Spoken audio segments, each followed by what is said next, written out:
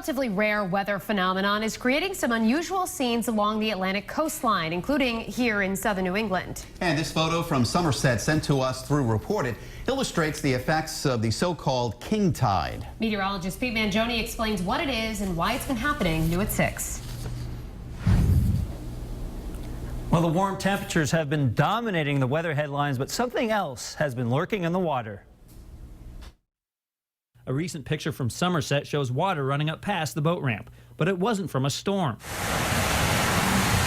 And it was not some kind of tropical system that caused this street flooding in Florida. So what's causing this? The culprit is commonly known as the king tide. The term king tide is technically not scientific, but the process is all science, and several things need to happen at once. First, there must be either a full or new moon. Secondly, the moon must reach perigee, or the closest point to Earth, during its orbit. This will result in an alignment of the Earth, Moon, and Sun. The combination of these factors creates a gravitational pull which rolls in an unusually high tide. And this can actually occur more than once a year. Technically, the full moon occurred Sunday, but the effects of the king tide have spilled over for several days.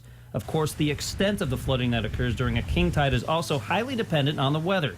Fortunately, there have been no big storms the past several days. And there are currently no remaining coastal flood advisories for our viewing area. I'm meteorologist Pete Mangione, Eyewitness News.